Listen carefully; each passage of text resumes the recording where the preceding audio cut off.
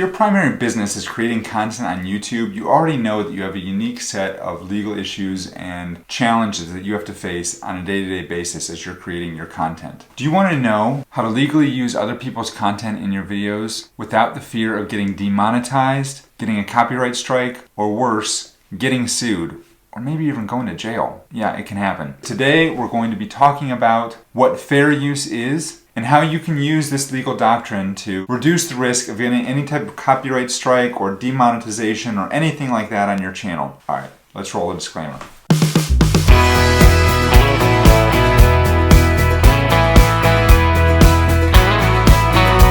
Hi, my name is Jim Hart. I'm the founding attorney here at Hawthorne Law. We help creators protect their businesses so they can build something that truly matters in the world. Before we get started, I want to let you know that before I recorded this video, I didn't realize how long it would be. And so instead of doing one really long video, I decided to break it up into two videos. So the first video explains what fair use is and how you can use copyrighted works in your own videos. And the second video that I'm going to publish next week gives you 5 tips and tactics that you can use to make sure that the copyrighted works that you use as fair use in your videos don't get flagged by YouTube or put you in danger of getting sued. Make sense? Cool?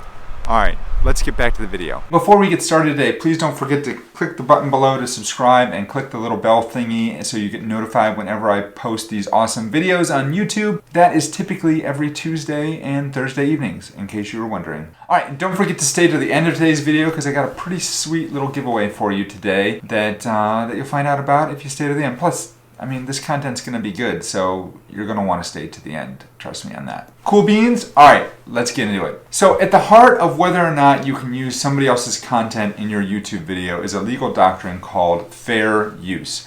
And basically, fair use is a defense against any type of copyright infringement claim that somebody might bring against you. So let me just make sure you understand what I just said. It's a defense against a copyright infringement claim that someone might bring against you. It is not legal protection and immunity against somebody suing you. You can't just say fair use if somebody sues you and they're, I'm fair use. Okay, well then, fair use. No, it doesn't work that way. Even if you're using the doctrine correctly, I want you to understand that somebody can sue you and you can spend hundreds of thousands of dollars potentially getting a lawyer to defend you. I wanted to say to defend your ass, but that would probably be a little extreme. You can spend a lot of money getting a lawyer to defend you just to win, basically. Just to tell the court and get the court to agree with you that, oh yeah, that was fair use. And then, so I just want you to understand that just because you say something is fair use doesn't mean that YouTube can't demonetize your video. It doesn't mean that they can't put a copyright strike on you. It doesn't mean that you can't get sued by somebody else. You might win at the end of the day, but it doesn't mean it can't happen. The US copyright website says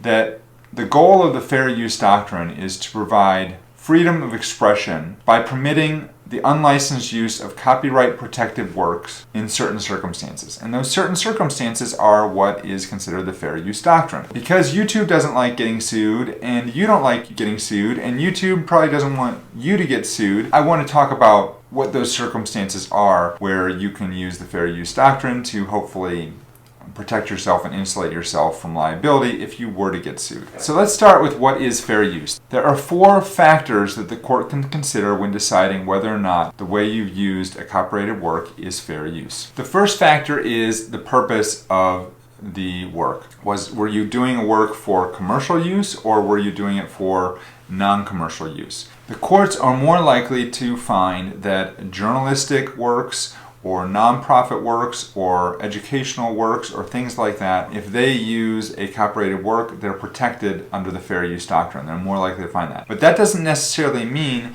that you can't use something that's copyrighted in your work in a commercial context. Like for this example, I get ad revenue from this video. I've got affiliate links down below, things like that. This is clearly a commercial use of a video. So anything I were to put in here, this is commercial use, but that doesn't mean that it's not fair use. And along the flip side, it doesn't mean that all educational uses are fair use either. You can find instances where the courts have found that educational materials are not fair use, and vice versa. So make sure that's clear. What the copyright website does tell us about the purpose prong of the fair use doctrine is that if you transform the work, transformative uses are more likely to be considered fair use. And these are uses that add something new, that change the work in somehow, that add a new character, that do something else, that change the original work around to such an extent that it is transformative, therefore it is fair use. That's number one. The second consideration that the courts have at their disposal is the nature of the copyrighted work. So by nature of the copyright work, what we're really talking about is the degree to which the original work was used to further the intent of the Copyright Act, which is to further free expression and creative endeavors. So in other words, a more creative or imaginative work, such as a movie or music or a literary work or things like that, are more likely to have protection than factual-based work such as journalism, documentary, things like that are just reciting facts that are in the public domain. So in other words, if you use somebody's movie or music in your work, it's less likely to become fair use than if you were to use, some sort of news item in your work. If that makes sense, because that's factual. This is creative. I realize that this is complicated stuff. This is not easy. This is hard.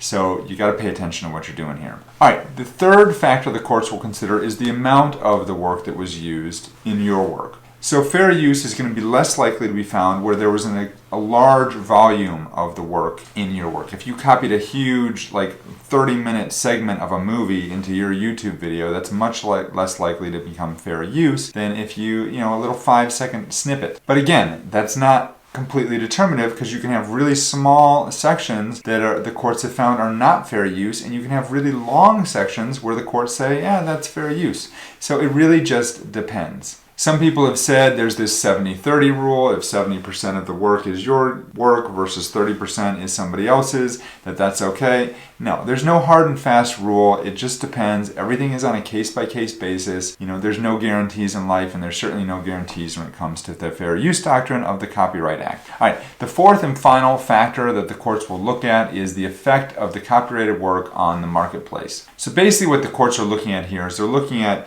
if you create something using somebody else's work, what's the effect on, number one, the commercial use of your video, in this case if it's on YouTube, and number two, what's the effect on the copyright holder? So if you're basically creating something that is overtaking the market from the copyright holder, then the courts are more likely to find that that is not fair use. And this has happened before. I read a case where creators of Seinfeld sued because the defendant had created basically a trivia book where they had cited entire sections of Seinfeld in the trivia book. It basically took over the market, and basically what the court said is, well, now the creators of Seinfeld can't create their own trivia book if they wanted to, because you've basically taken over the market for that. So that is not fair use. What you need to understand is this is just, there are other factors the court will use as well, and you'll see those in different cases. Basically what you need to know is there is no formula. There is no set formula that says that if you use a specific number of words, a specific time frame, anything like that,